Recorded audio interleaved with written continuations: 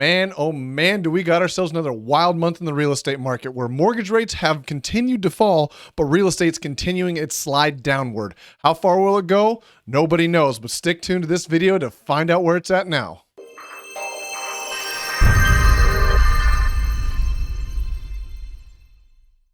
I'm John Barr with an Investor's Journey, bringing you the best tips, tricks, and strategies to help you succeed in real estate the right way. In this channel, we go over everything that's working in our business and a lot of things that aren't working. If you find this information useful, we would love it if you give us a like and a share and let somebody know about our content. And without further ado, let's get right into this video. All right, for the month of October, our single-family residential permits dropped another 41% year over year, down to 629. 2 to 4 units with no change, and that's at 36 permits. 5+ units. Now, this is a trend that I have seen, and it continues to persist, of massive year-over-year increases in the multifamily space. So we were up 64.4% year-over-year in the multifamily permits, up to 1,049. Average sales price up to $383,009. Which is an 8.17% increase year over year. Median sales price up to $317,000, and that is a 5.7% increase year over year. And while we continue to see quote unquote year over year price increases at 5, 6, 7%, where it's typically around 3 to 5% year over year, this is a stark difference than where it was at this time last year, up at double digits, 18, 19, 20%. And this is a very steep decline from where it was earlier this year. So I do anticipate to see the median sales price and the average sales price continue to decline and possibly even going negative in the coming months. So stick tuned to see if that happens in the next couple months. So now let's take a look at our median sales prices posted over time. And now this is something I keep telling people that we want to continue to watch because the regular real estate market will return. Everything pre-2020, you can see where it kind of went up in the winter or up in the summer, down in the winter, up in the summer, down in the winter. And those are our real estate cycles. And you can see 2020, it just went haywire for two and a half years.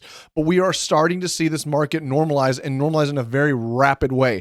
I continue to see this next year is going to be very painful as far as year over year price declines from where it was at this time last year and the year before, but only time will tell. But the reason I say this is important is you need to continue to watch this information because you see what the normal real estate cycles are. So we got really kind of pulled forward a lot of sales and a lot of buyers in these last 2 years. So it's normal to see or to expect that we're going to have some form of normalization as time goes on. So keep tuning in to see how this changes over time. Next up, we have the year-over-year appreciation. And now this is something I've seen where you can see the normal kind of cycles between the last real estate bottom and up until COVID in 2020 when it went through the roof. And you can see how fast this has dropped off. That's why I track this information, because I want to see what the overall trend for appreciation is. And this is where I draw my conclusion that I do expect the year-over-year appreciation to probably drop negative sometime in early next year to the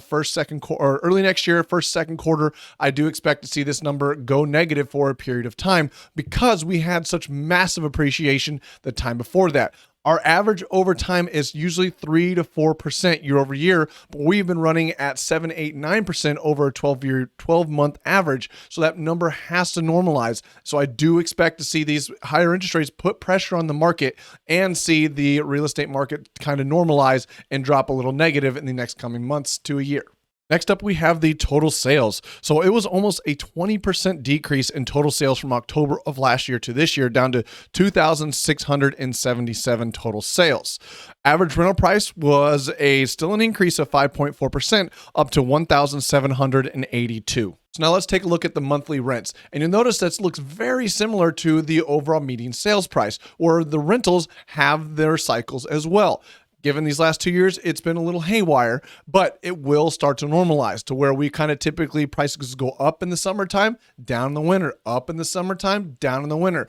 And here's a little pro tip that we do for our rental properties is all of our leases for all of our rental properties we own end in the springtime between the months of March and June.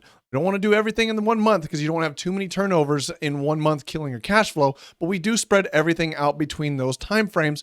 As you can see, because the data shows that if we have a tenant move out, and we need to turn the property over, we can get another tenant in there, increase rents to almost the highest time that you can get for that particular year. So I do see the rental market softening as I just rented two of our own rental properties, and it took about a week and a half longer than what it had taken the last couple of years. So I do see rental prices starting to see that price pressure starting to ease, but just like the overall sales prices. So now let's take a look at the employment numbers. We are sitting just shy of 1.2 million employed here in the San Antonio MSA, and that is a 2.98% increase year over year, and we gained 10,959 jobs. The unemployment rate stayed pretty steady at 3.53. Now, these are numbers that I am watching religiously as the employment. So if we continue to see an overall employment gains every month, on a year over year basis, I see that as a very positive sign for our market. While our prices might be under a lot of pressure right now because of these interest rates, that's going to be just temporary. The Federal Reserve uses interest rates as a tool to speed up and slow down the overall economy, and a lot of it is done via real estate, because you think of how many hands touch the overall building and real estate market, from the farmers when they plant that tree all the way to the end product when you buy your house. That's a very large piece of the economy.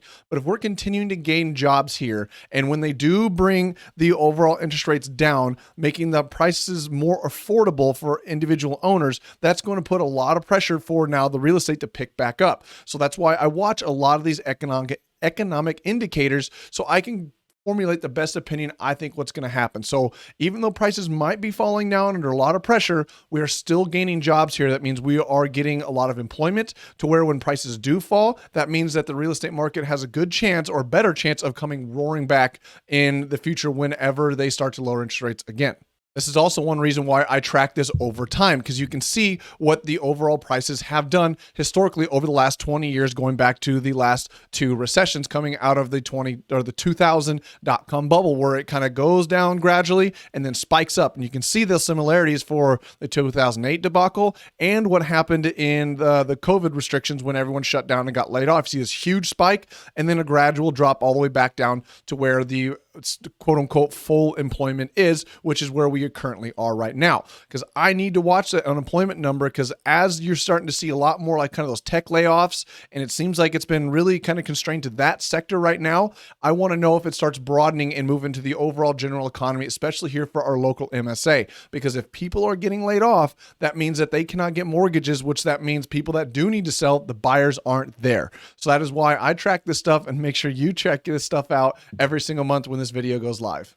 So now let's take a look at the month of inventory for here in San Antonio. We are sitting at a 4.24 months inventory, and that is a 0.91 month increase from the previous month. So that is a huge increase from one month to the next, and that is something that does concern me if that continues to persist.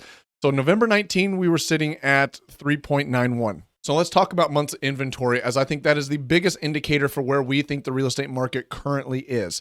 Months inventory tells us how much inventory is on the current market and whether we are in a buyer or seller's market. So now, depending on who you listen to, they say the balanced market is somewhere between 4.5 to 5. Some people even say 6 months of inventory is your balanced market between buyer and seller. And they say the lower that number gets, the more of a seller's market it is. The higher the number gets, the more of a buyer's market is on who's got the better negotiating power. But this number sitting at 4.24 would make you think like, hey, John, that number's still below 4.5. That means we're still in a seller's market.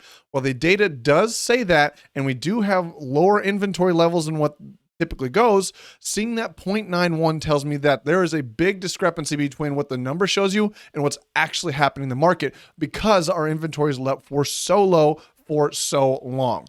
So now, I can tell you from firsthand experience from listing houses these last months that this is a completely different market than where we were sitting in 2019 when we were at 391, which is not that much off, that far of a difference. We've listed several houses and we've had to do big price drops in order to get that traffic moving through the houses again, which is why you're starting to see that inventory fly up so much. Is because nobody wants to say like, hey, my neighbor just sold this house for $50,000 more than what you're telling me to list it for. I don't want to list at that price, Mr. Realtor. I want to list at what they listed for. So that's driving up inventory levels, and people cannot afford those homes anymore. And people are getting that kind of fear of like, oh my God, I missed the boat. putting their houses on the market, trying to get what they can, which is driving up inventory. And I can tell you that even though those numbers are low, I feel we are more in a buyer's market for sure, depending on your area and price point over where your clients or where your house sits in the overall economy here in San Antonio. So now let's break down those inventory levels a little bit more so you can kind of understand what I mean, that it depends where your house lands in the overall retrospects of the real estate market. So let's take a look at the months of inventory by price range. So you can kind of see that, keeping that in mind, that 4.5 to 6 months of inventory is your balanced market. And you can see several of these are still quote unquote in the seller's market. But as the prices fall, the more in demand for those houses are. So remember that like 2,600 homes that were sold or whatever that number was. Look at where the bulk of that inventory is sold. Somewhere between about 250 and 350,000. You have 700 or almost 1,000 homes or 800 homes that were sold right there in that price point, saying almost a third of the housing was sold right there in that price point, saying that is where the in-demand housing still is for people trying to buy. Because just because the market softens doesn't mean that people still, or prices are really high when you compare mortgages, doesn't mean people still need to buy homes. It just means that the prices are too high for where they can afford. So where they could afford in March of this year is drastically different than where they can afford in today's market in November, December, whichever, depending on when you're watching this. So for us, what we do with this data is we target homes that fit that most in-demand price point and where the bulk of the sales are. So that kind of insulates us from this high price pressure for people trying to afford homes, second homes, upgraded homes, wherever that may be. We're trying to find that first-time home buyer. It's what our strategy's always been and continues to be to this day. So we're trying to find houses in the sub 300,000 mark for overall home values, because we feel much more comfortable we can get in the market, get that house fixed up, get it back on the market and sold, and not have to play too much of this game where price drop, price drop, price drop, where you're seeing in the more higher price homes, which the data supports when you get into those much higher price points. So now let's take a look at the market by overall zip codes and where the inventory currently sits. So now this is your top 10 zip codes with the lowest month of inventory. And as you can see, a lot of those are still in very, very hot overall months of inventory, where you can see some of these are in 2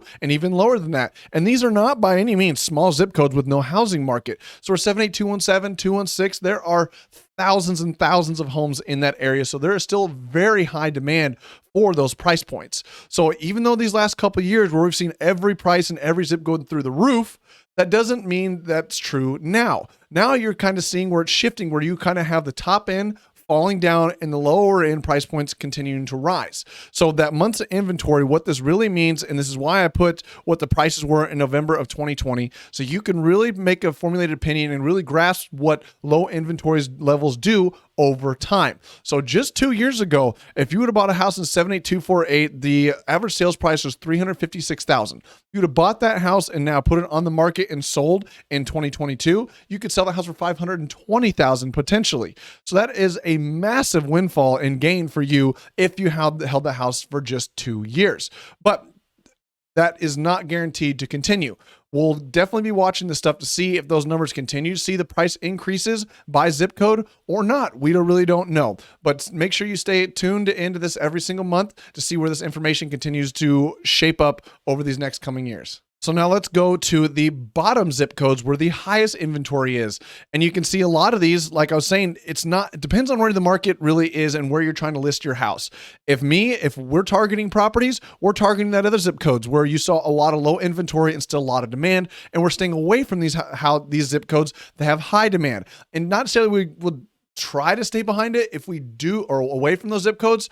It's just information to see if we see a massive amount of inventory, we're buying at even steeper discounts where your typical 70% minus repairs, what formula people are going for, we're doing 65% because I need to make sure if I buy that house and I renovate it, put it on the market, I have a margin of safety, quote unquote. Your profit that people put in there is that you have room to drop your price $10, $20, $30, $40,000 and not kill yourself and get yourself into a bind because you're basically chasing a falling knife and you're trying to catch where that market's at. So you need to be very careful when you're investing in these zip codes, and why this inventory levels is so important is you need to make sure you understand what your competition level is and where the price you're trying to target. So definitely keep this stuff in mind when you're running your inventories. And like I said, this is the lowest and I gave you the highest. There's 65 some zip codes in here. So if you're looking for that full list to see where zip code you're interested in falls in, once you look at the bottom of the screen and text market to 210-794-9898 and text market to that number, and we'll get you added to our list and get you a copy of the full list and full PDF of all the zip codes and the slides right here. So that concludes this month's market update. Make sure you tune in every single month because this data is going to continue to shift and change. And we're curious ourselves where this is going to go. So I'll keep putting this out for you guys and tune in. So until next month, we'll see you later.